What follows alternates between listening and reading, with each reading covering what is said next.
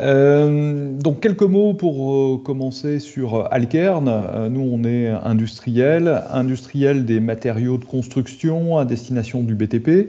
Une des particularités, c'est qu'on a énormément de sites de production, une cinquantaine en France, plus quelques sites en Belgique. Alkern, c'est 1000 collaborateurs et à peu près un chiffre d'affaires autour de 250 millions d'euros par an. Donc à la slide suivante, le but du jeu, c'était de moderniser nos outils, notamment en automatisant des tâches répétitives, et respecter les process. Donc les outils Microsoft nous ont aidés à faire cela, et notamment avec une première application. Alors et avec un premier outil, une première application qui est destinée à la sécurité dans nos milieux industriels. On évite au maximum de se blesser. Chaque salarié doit venir au travail et repartir en bon état le soir, et c'est un combat de tous les instants. Et notamment, on a mis en place des systèmes d'audit et de remontée d'incidents.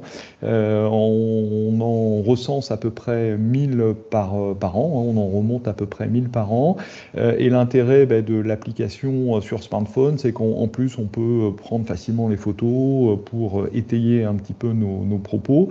Donc on a une base, un formulaire assez simple, une base qui centralise toutes ces données, qui nous permet, comme on le voit ici, de sortir des tableaux de bord, des états un petit peu, pour savoir comment ça se passe sur différents sites, différentes populations, notamment intérimaires, qui est à suivre avec prudence.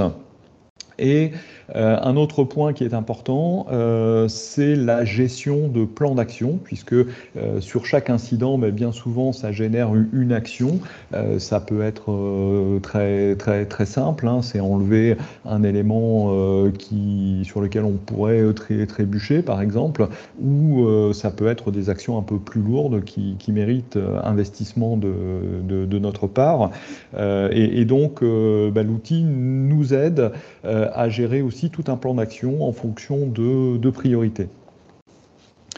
Donc ça, c'est une première application liée à la sécurité. Je passe à la suivante, où là, on est sur une application qui gère les réclamations clients. On a à peu près 400 réclamations par an. C'est une tendance. L'outil qui a été développé nous permet là aussi d'avoir un reporting assez élaboré pour bien comprendre ce qui se passe par produit, par famille de produits, par marché, par usine, avec des sélections en fonction des périmètres des managers. C'est les commerciaux bien souvent qui alimentent au départ en remplissant une fiche, là aussi avec des photos prises sur les chantiers. Et puis une fois que cela est fait et enregistré, donc quand on parle de respect de process, avec l'obligation qui est mise sur certains champs, ça oblige les commerciaux à mettre l'intégralité des informations pour que derrière on puisse les exploiter en termes de remèdes à apporter au niveau industriel et aussi de solutions à apporter à nos clients. Donc là, on a un point qui est très favorable au respect des process. On utilise aussi l'outil comme élément de diffusion et de communication, avec une multitude de workflows, des alertes qui sont envoyées aux usines concernées quand on a une remontée d'informations. À partir du moment où il y a une action qui a été renseignée, toute la chaîne est informée qu'une modification a été apportée. Et là, en termes on parlait de satisfaction des utilisateurs et sur l'interne Alkern, les commerciaux trouvent ça très très pratique, et on y gagne en efficacité, en fluidité de transfert d'informations par la suite. Autre sujet qui, cette fois-ci, a trait à l'environnement. Ça met peut-être un peu de temps à basculer, mais on devrait voir une autre illustration sur la partie RSE, notamment gestion de l'eau. On sait que c'est une denrée précieuse. Et on a besoin, enfin, pour pouvoir agir sur nos réductions, nos économies en termes de consommation d'eau, il faut tout d'abord mesurer notre impact. 50 sites, 4 compteurs en moyenne par site, on a à peu près 200 compteurs répartis sur toute la France. Et là, on a simplifié les remontées, on équipe le matériel, enfin les compteurs de QR code, on scanne, on saisit la valeur du compteur et c'est remonté dans une base. Donc déjà, on collecte l'information. Il y a un calcul de consommation qui est fait automatiquement, qui est couplé avec des éléments de production. Et l'outil envoie des alertes si on se rend compte qu'il y a une surconsommation par rapport à l'historique ou par rapport à nos ratios standards. Ça permet aussi d'intervenir assez rapidement si une fuite est détectée, par exemple, sur un matériel. Et puis, ces données, on en a besoin aussi pour nos rapports RSE. On est médaille d'or EcoVadis et ça fait partie aussi des éléments de collecte d'informations et de vigilance à avoir sur l'eau. Je vais changer de slide. On a aussi ces préoccupations sur la partie gasoil, notamment GNR. On a des chariots qui chargent du matériel et on a couplé nos outils avec des pompes. Des pompes à gasoil qui permettent de remonter l'information. Donc l'automate envoie, pour la petite histoire, un SMS qu'on convertit en mail et après la plateforme récupère ces infos, nous les stocke et pareil, on a à la fois le reporting, les alertes et le benchmarking qui nous permet aussi d'être plus performants sur le sujet. Oui, on peut passer à la suivante. Merci. Et un autre sujet, cette fois-ci, qui a trait à la finance. On a parfois on avait des difficultés pour être payé le jour J. Nos clients nous payent à 45 jours fin de mois et on a mis en place un système sur les 5000 factures générées chaque mois. On adresse au service comptable de nos clients un récap des factures qui arrivent à échéance le 15 du mois. Ça permet d'avoir un rappel auprès de ses clients et de nous prévenir si toutefois ils n'ont pas reçu les factures via l'EDI ou encore par papier. De nous dire non, on ne va pas pouvoir vous payer parce que globalement on a eu de la casse produit à réception et on attend que ce soit réglé pour pouvoir vous payer. Et d'un taux qui était de l'ordre de 20% de retard, avec la mise en place de cet outil et aussi une action très forte de la part des comptables d'Alkern, on a réduit presque par 5. On est passé de 20 à 4% de taux de retard, donc ça a un impact financier très fort sur la trésorerie de l'entreprise.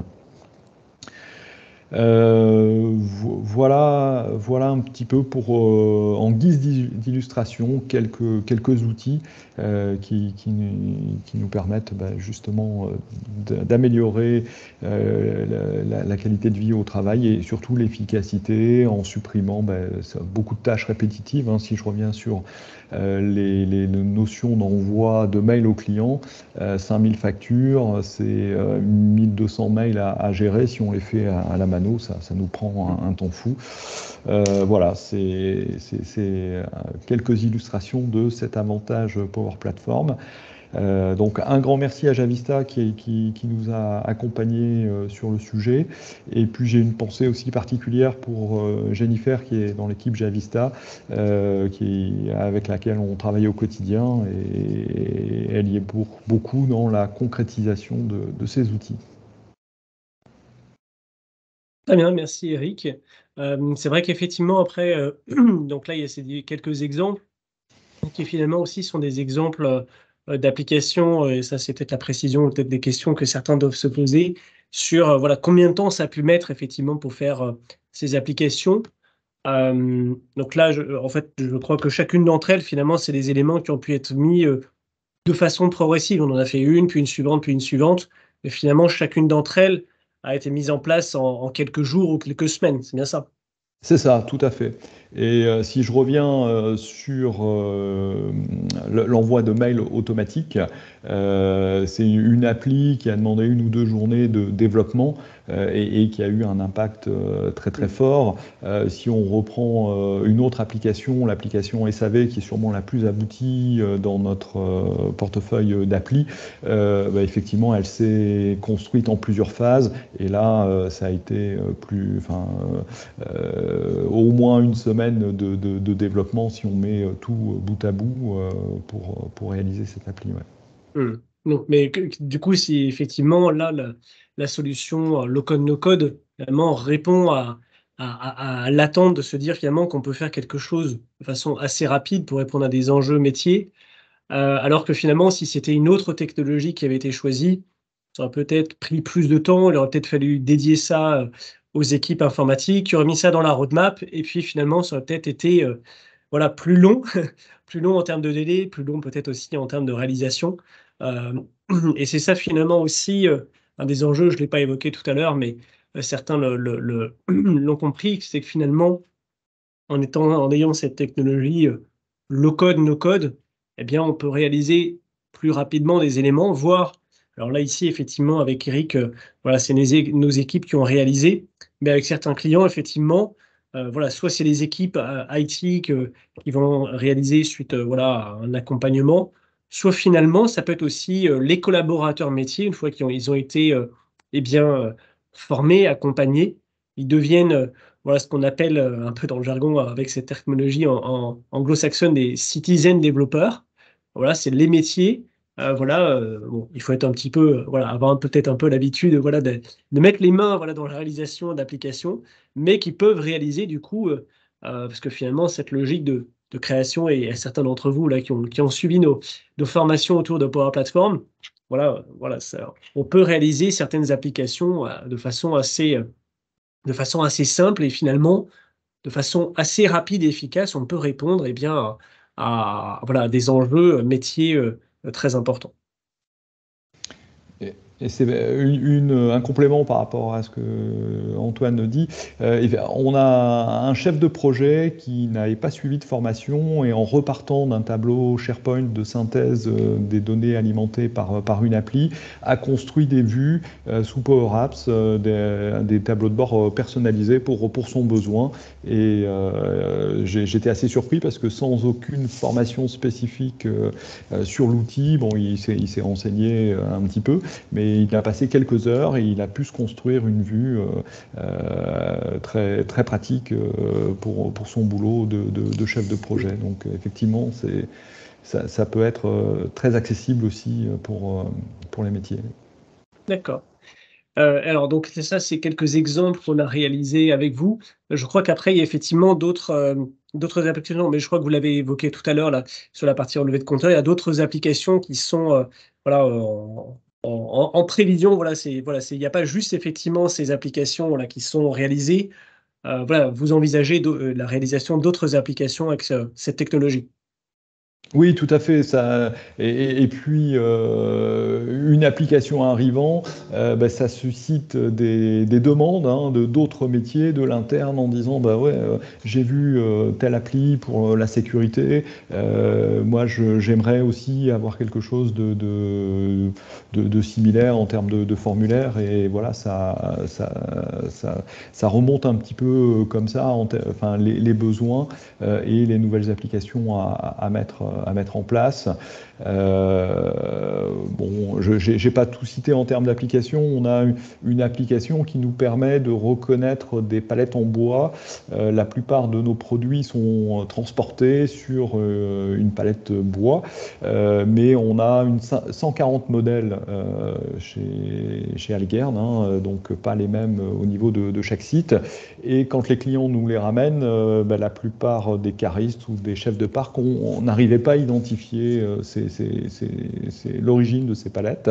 Et donc on a construit un formulaire avec quelques questions, et au bout d'un moment, on a l'identification précise, et on a poussé l'outil jusqu'à avoir une gestion du stock des différentes palettes sur l'ensemble des sites Algern, et avec des passerelles de rachat, d'échange entre chaque site. Et okay. Effectivement, je ne vais pas parler des prochaines applications, mais on a d'autres projets effectivement en développement en termes d'applications, tout à fait.